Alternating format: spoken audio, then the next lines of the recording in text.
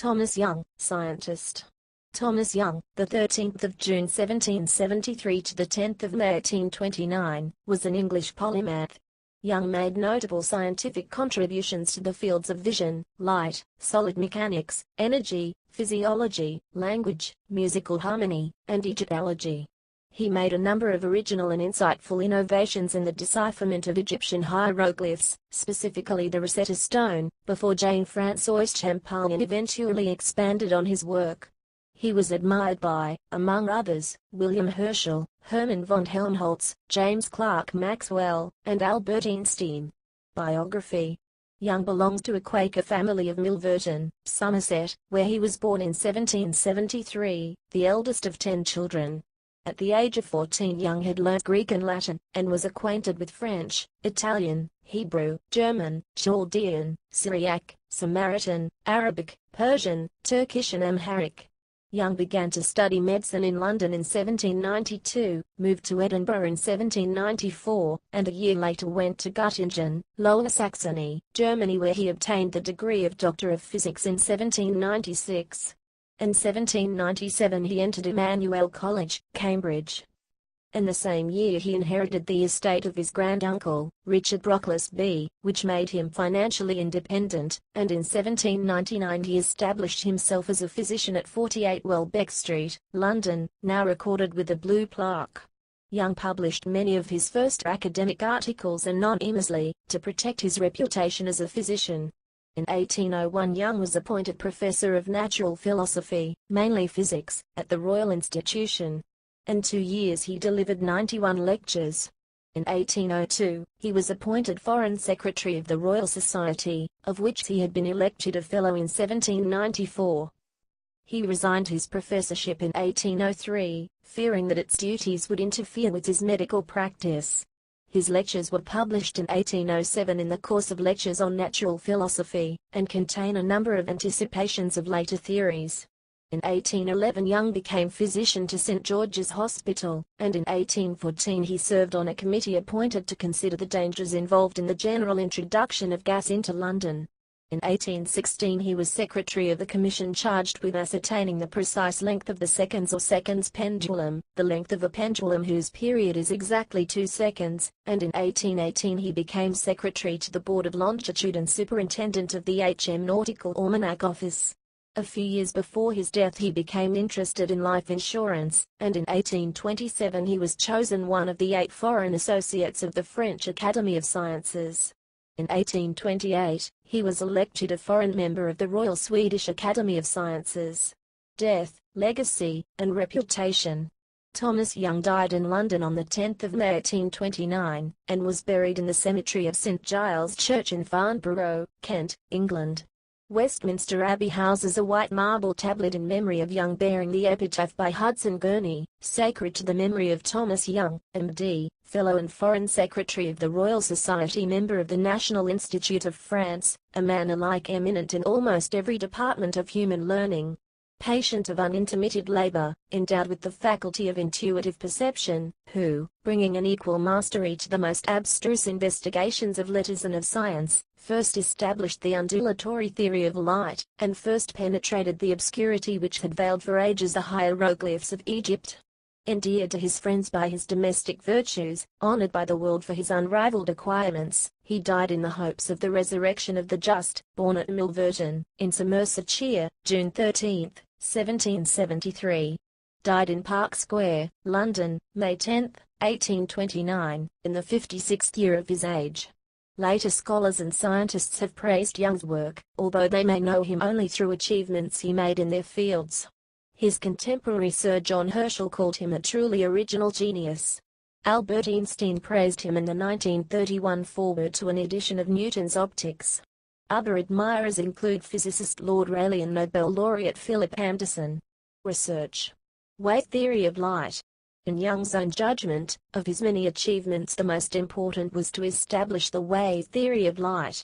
To do so, he had to overcome the century-old view, expressed in the venerable Isaac Newton's Optics, that light is a particle. Nevertheless, in the early 19th century Young put forth a number of theoretical reasons supporting the wave theory of light, and he developed two enduring demonstrations to support this viewpoint. With the ripple tank he demonstrated the idea of interference in the context of water waves. With the Young's interference experiment, or double-slit experiment, he demonstrated interference in the context of light as a wave. The experiments I am about to relate may be repeated with great ease, whenever the sun shines, and without any other apparatus than is at hand to everyone.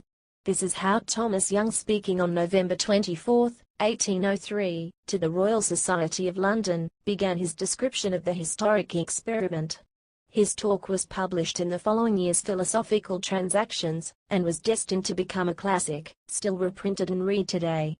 In the subsequent paper, entitled Experiments and Calculations Relative to Physical Optics, published in 1804, Young describes an experiment in which he placed a narrow card, approximate 1/30 in a beam of light from a single opening in a window, and observed the fringes of color in the shadow, and to the sides of the card.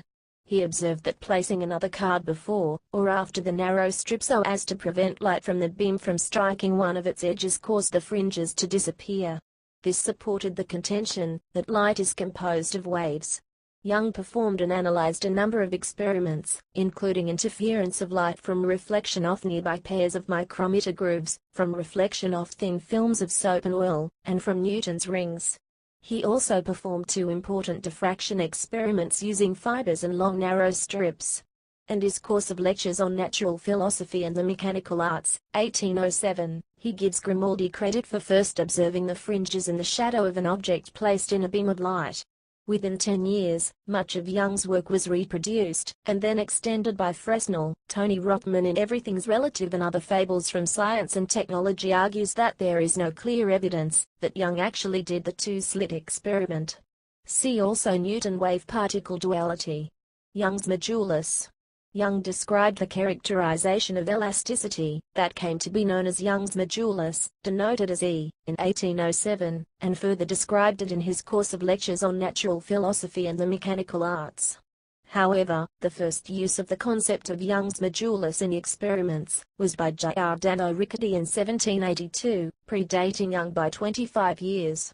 Furthermore, the idea can be traced back to a paper by Leonhard Euler published in 1727, some 80 years before Thomas Young's 1807 paper. The Young's modulus relates the stress, pressure, in a body to its associated strain, change in length as a ratio of the original length, that is, stress equals Ex strain, for a uniaxially loaded specimen. Young's modulus is independent of the component under investigation, that is, it is an inherent material property. The term modulus refers to an inherent material property. Young's modulus allowed, for the first time, prediction of the strain in a component subject to a known stress, and vice versa. Prior to Young's contribution, engineers were required to apply Hooke's F equals kx relationship to identify the deformation, x, of a body subject to a known load, F, where the constant, k, is a function of both the geometry and material under consideration. Finding k required physical testing for any new component, as the F equals kx relationship is a function of both geometry and material. Young's modulus depends only on the material, not its geometry, thus allowing a revolution in engineering strategies. Vision and color theory. Young has also been called the founder of physiological optics. In 1793 he explained the mode in which the eye accommodates itself to vision at different distances as depending on change of the curvature of the crystalline lens. In 1801 he was the first to describe astigmatism, and in his lectures he presented the hypothesis, afterwards developed by Hermann von Helmholtz, that color perception depends on the presence in the retina of three kinds of nerve fibers. This foreshadowed the modern understanding of color vision, in particular the finding that the eye does indeed have three color receptors which are sensitive to different wavelength ranges. Young-Laplace equation. In 1804, Young developed the theory of capillary phenomena on the principle of surface tension. He also observed the constancy of the angle of contact of a liquid surface with a solid, and showed how from these two principles to deduce the phenomena of capillary action. In 1805, Pierre-Simon Laplace, the French philosopher, discovered the significance of meniscus radii with respect to capillary action.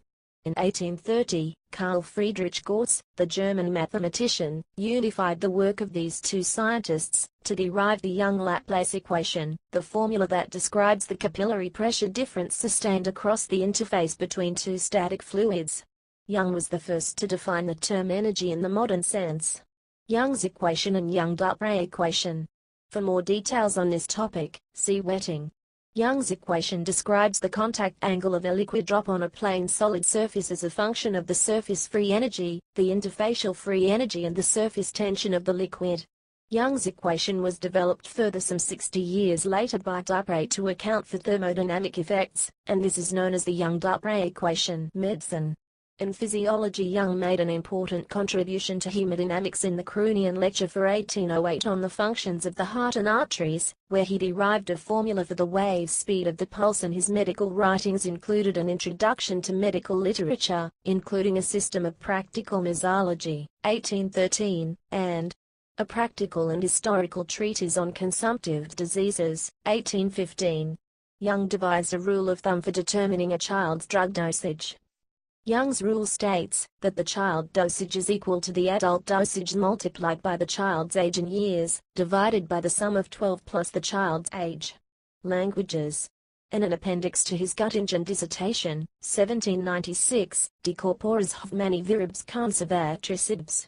Dissertatio, there are 4 pages added proposing a universal phonetic alphabet, so as not to leave these pages blank. Lit. Northeast for quisterant he pagini, libuti pre-electionem anti-disputationem habenda tabellum literarum neusalum raptum describia. It includes 16 pure vowel symbols, nasal vowels, various consonants, and examples of these, drawn primarily from French and English. And his Encyclopaedia Britannica article Languages. Young compared the grammar and vocabulary of 400 languages. In a separate work in 1813, he introduced the term Indo-European languages, 165 years after the Dutch linguist and scholar Marcus Aurelius van Boxhorn proposed the grouping to which this term refers in 1647. Egyptian hieroglyphs. Young was also one of the first who tried to decipher Egyptian hieroglyphs, with the help of a demotic alphabet of 29 letters built up by Johann David Kerblad in 1802. 14 turned out to be incorrect, but Kerblad wrongly believed that demotic was entirely alphabetic.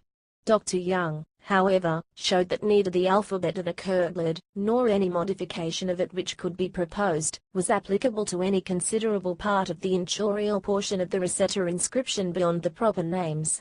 By 1814 Young had completely translated the inchorial demotic, in modern terms, text of the Rosetta Stone. He had a list with 86 demotic words, and then studied the hieroglyphic alphabet, but initially failed to recognize that the demotic and hieroglyphic texts were paraphrases, and not simple translations. Some of Young's conclusions appeared in the famous article Egypt he wrote for the 1818 edition of the Encyclopaedia Britannica. When the French linguist Jean-François Champollion in 1822 published a translation of the hieroglyphs and the key to the grammatical system, Young, and many others, praised his work. In 1823, Young published an account of the recent discoveries in hieroglyphic literature and Egyptian antiquities, in order to have his own work recognized as the basis for Champollion's system. In this, he made it clear that many of his findings had been published and sent to Paris in 1816. Young had correctly found the sound value of 6 signs, but had not deduced the grammar of the language. Champollion was unwilling to share the credit. In the ensuing schism, strongly motivated by the political tensions of that time, the British championed Young, while the French championed Champollion. Champollion maintained that he alone had deciphered the hieroglyphs, although his understanding of the hieroglyphic grammar showed the same mistakes made by Young. However, after 1826, when Champollion was a curator in the Louvre, he did offer Young access to demotic manuscripts.